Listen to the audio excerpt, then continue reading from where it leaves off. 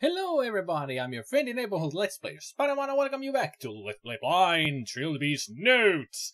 As we left off, we escaped the nightmare area, world, outer world, the pocket dimension. That's what they said. That's what they called it, and it made sense to me, at least. It made sense to me. So we escaped the nightmarish pocket dimension, and now we are back in the real world after taking a tranquilizer pill. Look, a mirror. I seem somewhat pale, but otherwise fine. Well, good that you are fine after that kind of a predicament. Let's see our inventory. We have lockpicks and pills. Lots of stuff. Just like in any other adventure game, you get so many items. Not in this one, apparently. At least we haven't found anything that is important. Look door. There were 4 doors. One to the east led back to the hallway. You said that before, didn't you? Yeah. Look, kitchen door. Doesn't understand the word kitchen. I love this game. So many words that he just doesn't understand. Or he didn't understand back then when he wrote these notes. Seriously, it would be some funny to see that journal where he has typed all of those. I didn't understand the word kitchen. The kitchen doors refused to open. I guess somebody barged them or something. Let's just look. The dining room was rather small and sparse. It seemed that Clambrandwin Hotel was only one step above a bed and breakfast. Definitely. Because they didn't have a dining hall. Bed and breakfasts usually didn't have. They just had... Actually, they did have it. We did once spend a time in a bed and breakfast area. Or place. When we, long time ago, when I was with my family and some friends, acquaintances of the family. Second family, actually. Let me reiterate. A long time ago, when I was a child, I went into a vacation with my family and another family. We went to a trip in England and Scotland, and in Scotland we actually stayed in a bed and breakfast place. And they had those Hereford cows or something like that, you know, brown cows with long fur. Make pretty good sticks from them. It appeared to be locked, probably by a deadbolt on the other side. Can we use lock picks? There was no pick in the world that could unlock a deadbolt on the opposite side of a door. Well, you just slip a piece of paper or a credit card and then you just flip it up. Actually, it's a deadbolt. Deadbolt, yeah. Some wire would work on a deadbolt. Can we open this door? Open, not Owen. Or unless it's a door named Owen. The hotel bar seems rather small, but then it was a rather small hotel. There were only 2 small tables and some kind of defunct arcade machine. Seems to be a note on the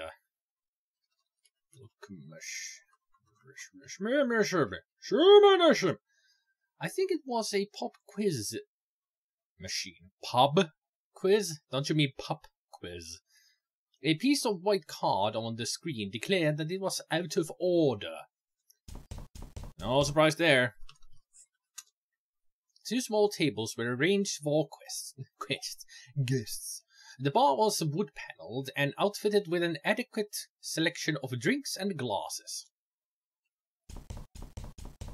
Stokazola. I wonder what that is. Look pictures. 3 framed vintage advertisements. I know how to read, shut up. For 3 brands of drink decorated the wall. If they were originals, they were probably quite valuable. I'd say so. If they are vintage, then they would be valuable. There's a lot of collectors for vintage posters and advertisements and such. I'm sure of it. The lobby of the Clambrandwin Hotel did its best to appear welcoming. The reception desk was well polished, and the pigeonholes, while empty, were recently dusted. Oh, that's good. At least they keep the place tidy. Unlike the pocket dimension. I was frankly astonished that Matthew Defoe's painting had survived the immolation of Defoe Manor. True, a painting survived a fire. There's gotta be something more to that painting than just being a painting. As I stared at it, it seemed that the surrounding room began to blur until only the painting was in focus. I fancied I could hear the creaks and whispers of Defoe Manor's hallways. I felt a bizarre urge to reach out and touch the painting.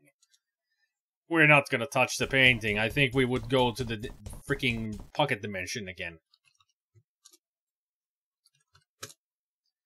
The air in the hotel office was swimming with dust. The proprietors clearly felt that record-keeping was more of a formality than a necessity.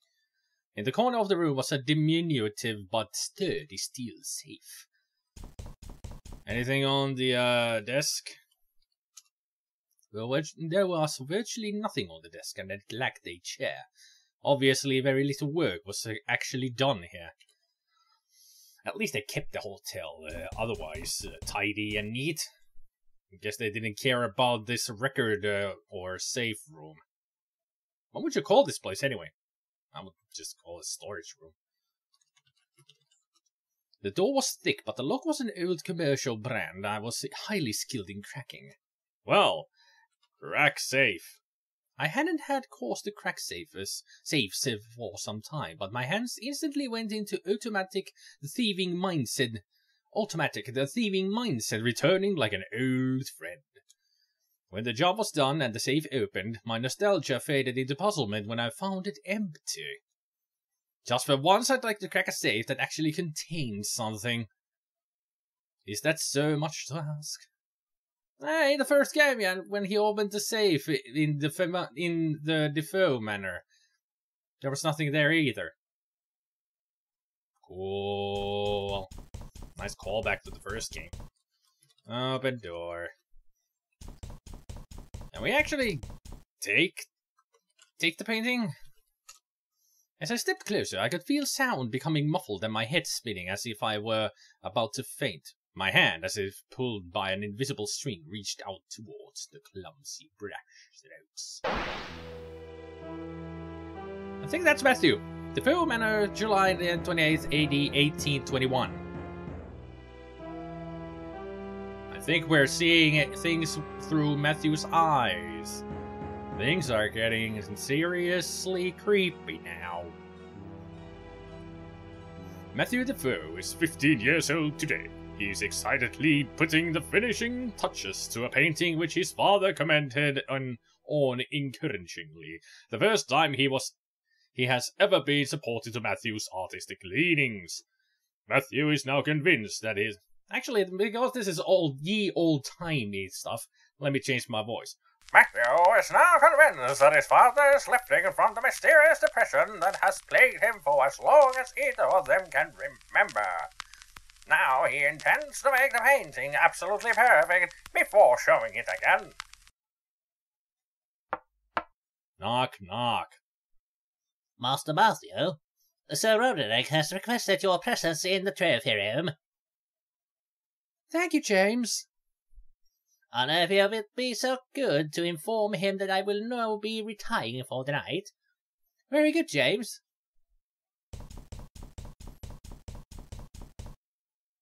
Ah, there you are, boy. Let me introduce my son, Matthew. Hello. This is my friend, Mr. Smythe. He's an expert on African tribal art. Well, just a scholar. Hardly ever that. Just someone with an interest in a subject. And he has offered to assess the figurine I brought back from my travels. I wasn't aware you had a family, Sir Roderick. Is your wife home too? Don't mention the wife. Regrettably, Belinda is no longer with us. Oh, I'm sorry. Quite all right. You couldn't have known. She succumbed to illness shortly after Matthew was born. I finished the painting I showed you, Father. Oh, good. Well, Mr. Smythe, what do you think of the piece? It's an intriguing little puzzler, actually. The design is reminiscent of a few Central African tribal gods I'm aware of. But to be honest, I've never seen anything like this before. May I ask how you acquired it? I'm glad you asked. It was 20 years ago, when I was a younger man on my first travels in the Dark Continent. We were traveling along the west coast when our bearers spotted a ship that had run aground. It was an English clipper, named the Sea Angel, and a short exploration revealed that every single crewman had just disappeared. Of course, we immediately sent a letter to the nearest embassy to report the finding. But the point is, it was on the lowest deck of the ship that I found this very figurine you see before you today. What an extraordinary tale. But how do you account for there being an African tribal carving on a British vessel? We were as confused as you are. It wasn't a slave trading vessel, but there must have been a Negro on the crew. It has been a personal mystery of mine ever since. I was hoping you could help shed a little light on the matter. But there is more to tell. I haven't even begun to recount the strange events that have surrounded this artifact. Would you care for a glass of brandy? Thank you, that would be most kind. Matthew, fetch the brandy from the kitchen. And some glasses. Yes, Father. Okay, now we can control Matthew. What did Matthew do next? Who knows? He could have gone out the window. He could have climbed the tree. He might have jumped in joy. Or get a glass of brandy. Not for his father, but himself, actually. His father's a douche, but hey, we already knew that he was some kind of a monstrosity already. The Foreman's kitchen was small and somewhat sparsely furnished in contrast to the wealth of the house. Sorry, I forgot. The Foreman's kitchen was small and somewhat sparsely furnished in contrast to the wealth of the house as a whole. Besides the sideboard, the only furniture was a large wooden table and a narrow drinks cabinet in the corner. Ye old-timey narrator voice type of a thing. Something familiar on the table. Above the sideboard, there was a row of assorted utensils and knives, and someone had left a brown leather apron on the kitchen table. It was a tough, well-used brown leather apron. Matthew wondered which member of the staff had been using it. A selection of knives were arranged conveniently above the sideboard. One of them was Sir Roderick's old jungle machete, which he liked to keep there as a sort of joke. Some sort of joke, huh? Actually, do we get the brandy from here? Well, it makes sense to get glasses. There was a large drinks cabinet in the corner, full of mysterious bottles and arrangements of glasses. A bottle of fine brandy was clearly visible on the top shelf. Okay, let's get the brandy. Matthew took the brandy bottle and a pair of appropriate glasses. Bang, bang. Hello. You haven't tried to speak to me in a while.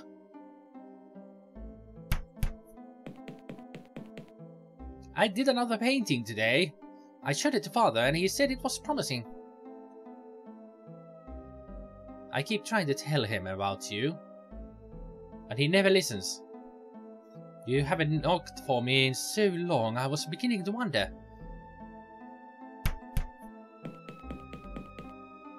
Hey, do you want to see my painting? I'm just not sure how I'd get it through the door.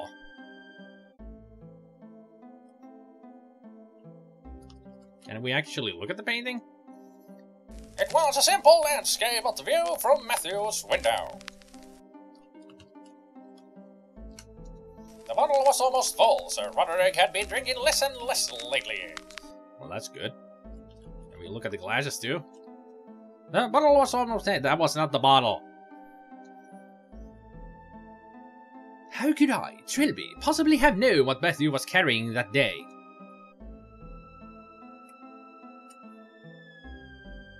I wonder how. I mean, It's not like a vision he's having and he didn't see Matthew taking the painting, or he didn't see Matthew talking to his father, or the friend of the father's, or he didn't see Matthew taking the brandy and the glasses, and we didn't look at the brandy that Matthew is carrying right now. Trilby, you're an idiot. Slip. Painting. Under door. I'm putting the painting under your door, okay? Just give it back when you're finished. How dare you, sir? You intrude on my hospitality and insult my judgment? That's father. Get out of my house, you worm! I'd better see what's the matter.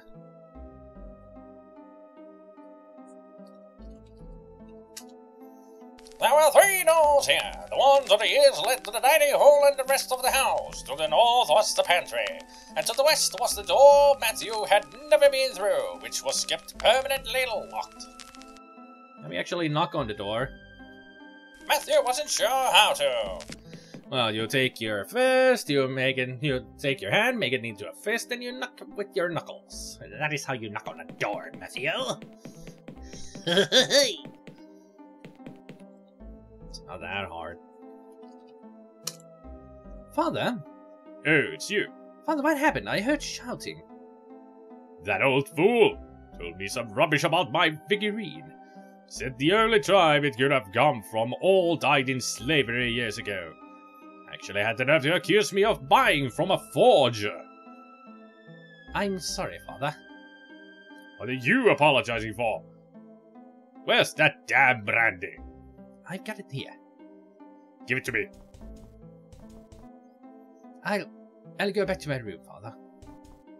Show me your painting. Father? You said you had a painting. Show it to me. I can't, Father. And why not? Because... Come on, why not? Out with it! Because I gave it to the boy behind the door. I see. Father... Go back to your room, boy. I have to write my diary entry. Yes, Father. I think we read that in the first game.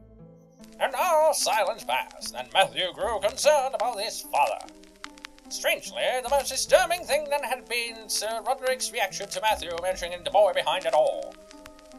In the past, raising this had usually provoked a violent rage or an instant flat denial. Matthew wondered what sort of anxiety was going through his father's mind. What was that? Father, what are you doing? Oh my, oh goodness, oh my.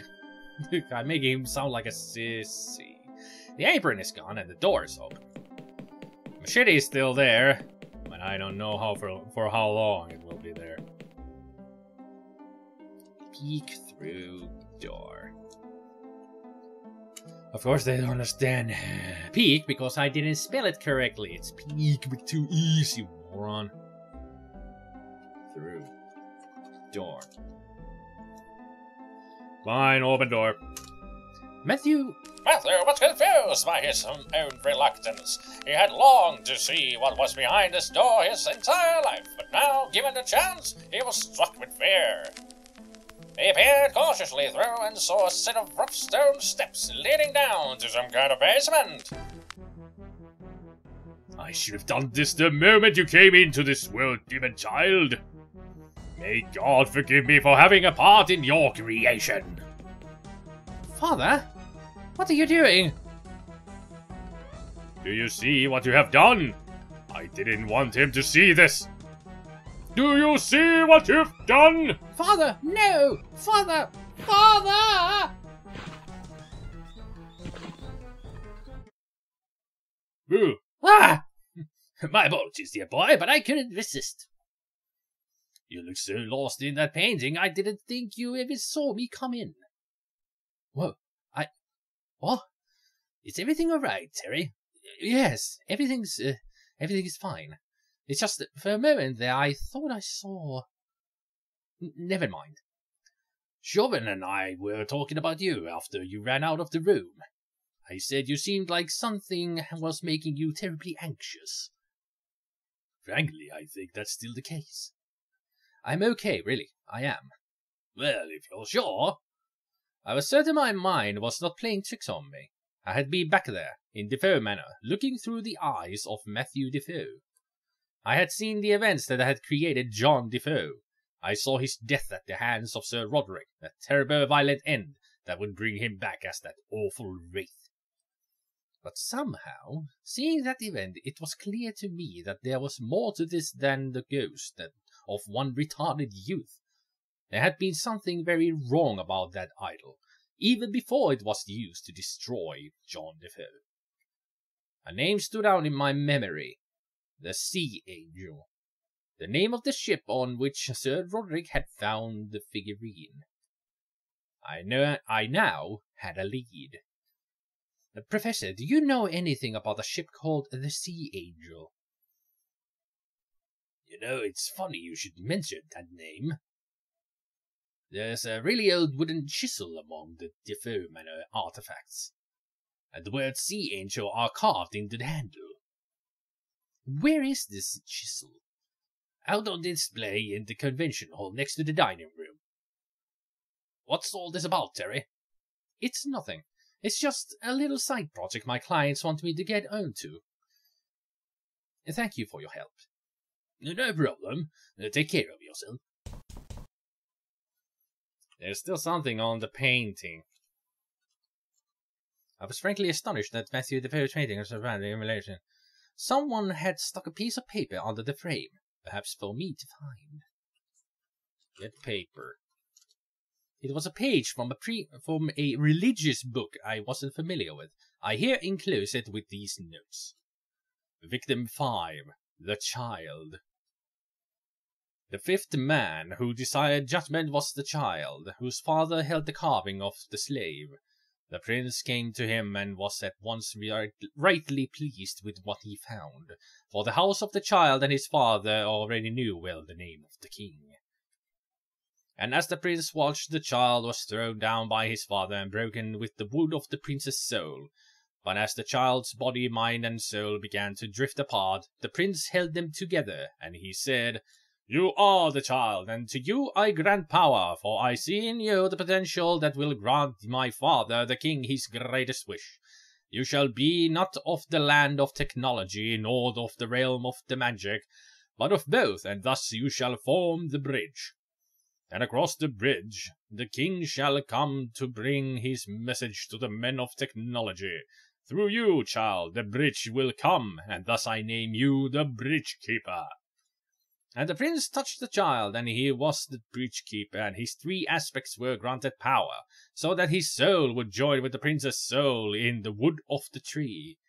And the bridge keeper rose up, and threw down his father, and threw down his brother, and truly did they know the name of the king. And into the house of his father went the body and the mind of the bridge keeper. So apparently, John Defoe became the bridge keeper, and the prince is Matthew, and the father is the father, of course. This is confusing. What the hell is this all about? I see there's something on the counter, but I'm gonna take care of that next time. This is phenomenal. I mean, it's getting so complex. At least we now know where the artifact is from an African tribal. But, African tribe.